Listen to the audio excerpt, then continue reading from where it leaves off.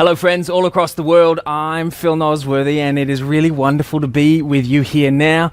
Whether you're watching live or whether you're tuning in at a later point, because I know that everybody's watching now live, but I imagine that some of you are joining after we are finished here today as well. Regardless of how you're joining with us, I'm honored to be here with you. And I want to share a couple of thoughts with you. Now, I want to be clear here right at the start that these thoughts are for you as much as they are for your clients and your partners. But as we begin, I think it is necessary to call this for what it is, 2020. What a wild time, huh?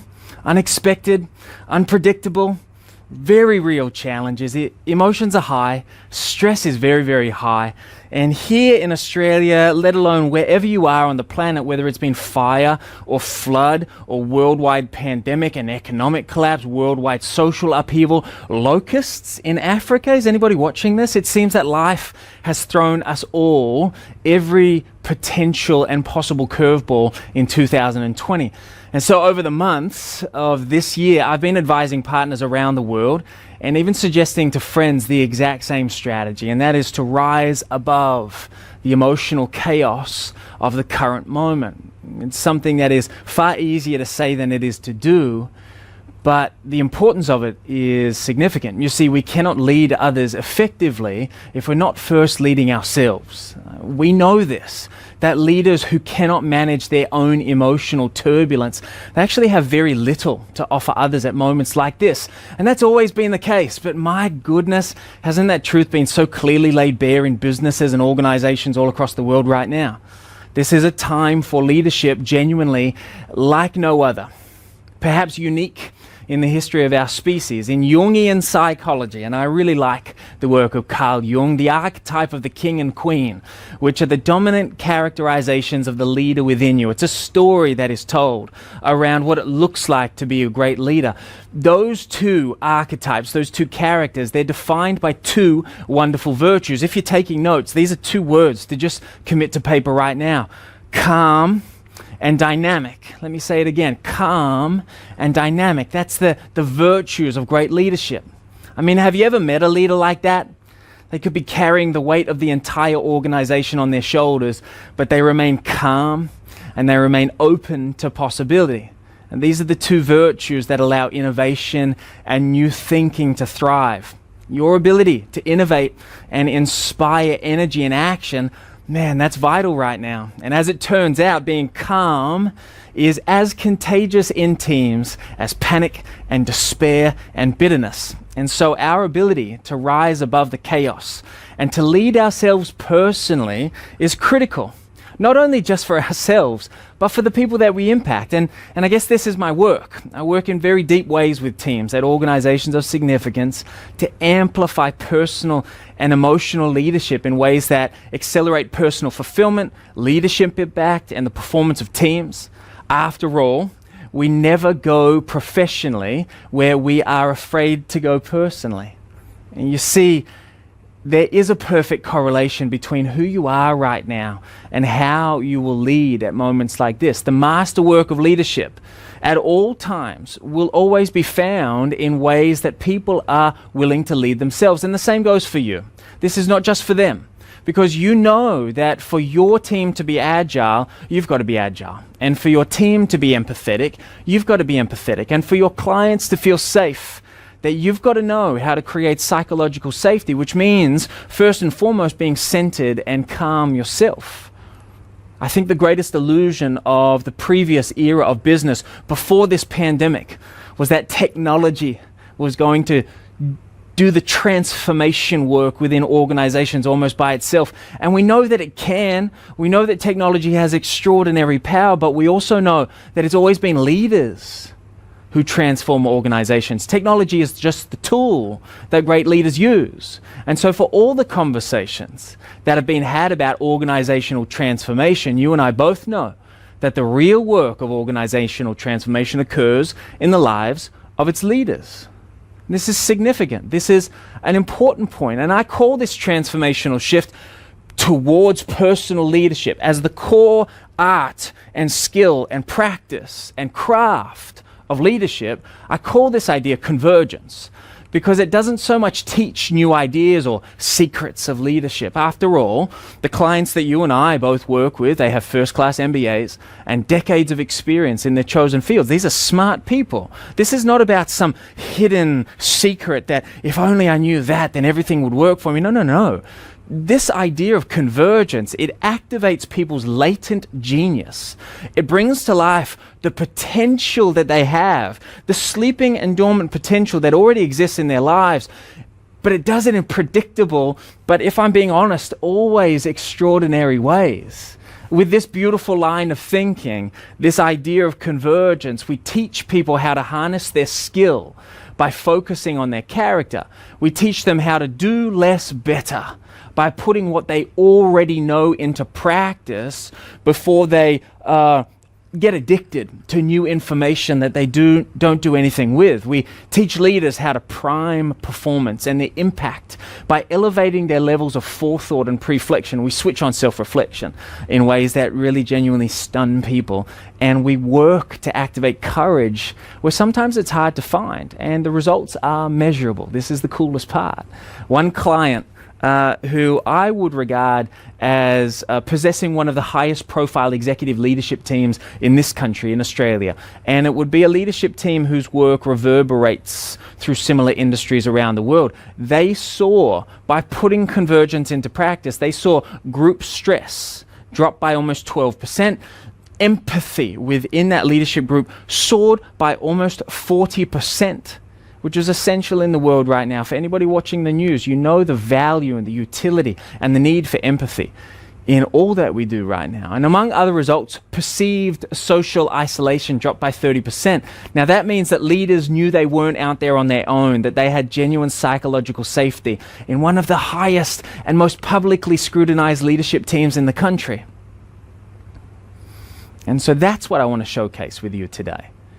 That there are genuine upsides to this quest for real and authentic leadership that is more about the substance of who you are than it obsesses with new skills, and the ways that that kind of approach cascades to teams and to cultures. And yes, to the bottom line is very, very real, but it all starts with personal and emotional leadership.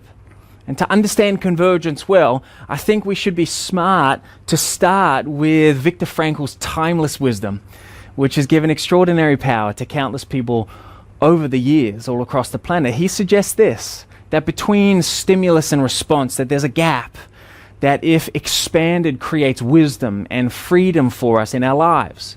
And we've got to then take full responsibility for our own selves. And this doesn't negate the unique challenges or the privileges of every single person on this call, but it does challenge us to deal with life as it presents itself to us through our circumstances. And Frankl, if he was here with us, he would go on to say something like this: everything can be taken from someone but one thing. And that's the last of the great human freedoms, and that is to choose one's attitude in any given set of circumstances, to choose one's own way. So critical.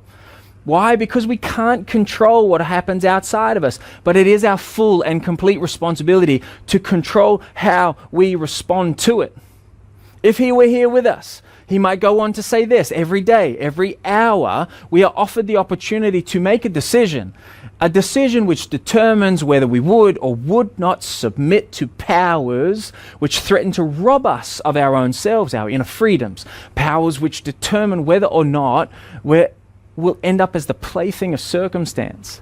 Now, those initial responses to what happens to us in life, they're critical for what will happen throughout our lives.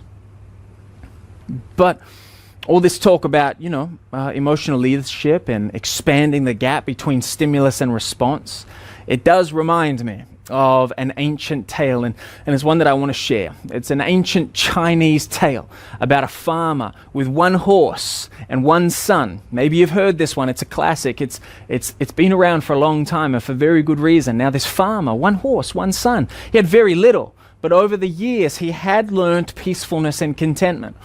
But one day, his only horse, it broke free and it ran away. And his neighbors, they came around immediately saying, "What terrible fortune. The gods obviously don't favor you." To which he could only respond, Maybe. I guess we'll have to wait and see.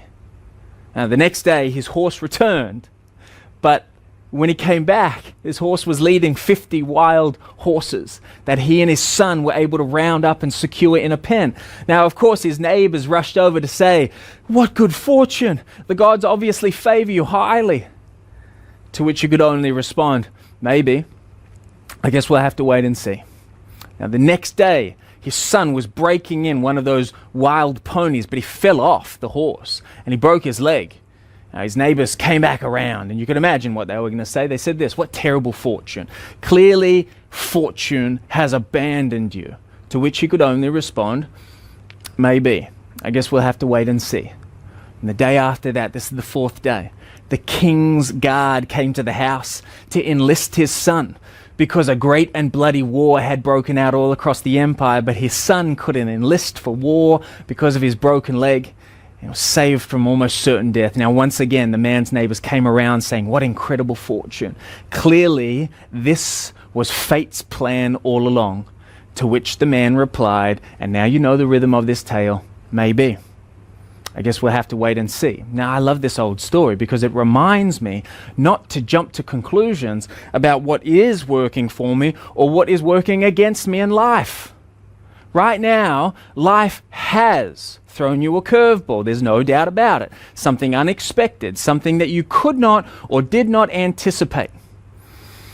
The wisdom involved here is to expand the space between stimulus and response. The encouragement here at the basis, the foundations of emotional leadership, is to hold off on our split and emotional assumptions of to whether this is going to be a good thing or a bad thing. And this is where Frankl would remind us that what happens to us in life is not what defines us. Instead, our responses to those things, that's what defines us. This is a time for learning to manage our emotional responses to what's happening to us. And with time, and despite the very real challenges, no one's making light of that.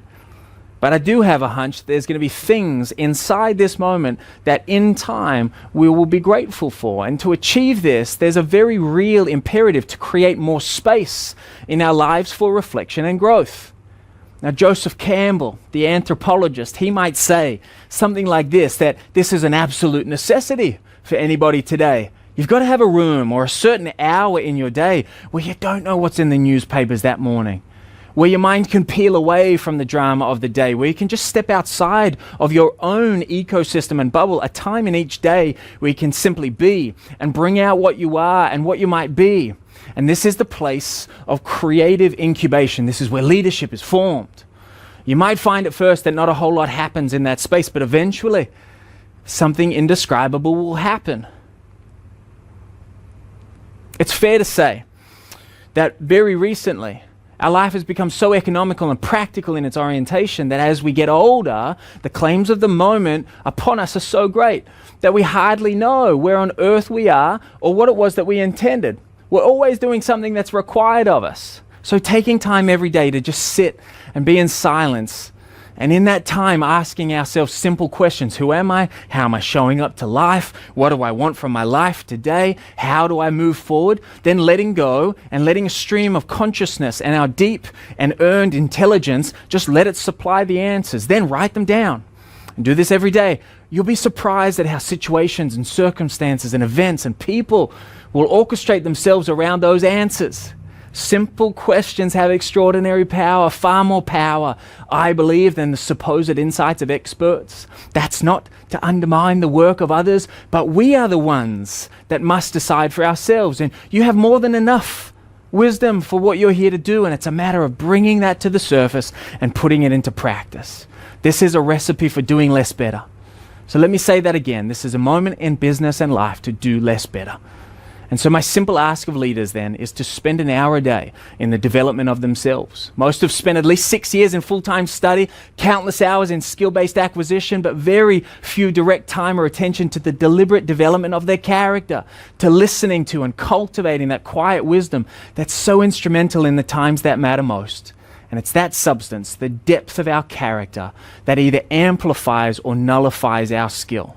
In that way, we might be the most skillful person in the room, but if we're prone to bouts of anger, defensiveness, if we're unable to listen to the opinions of others, for the fragility of our ego, or if we back away from challenges when times call for us to lean in, then all the skill in the world will be unable to take us to where we wish to go.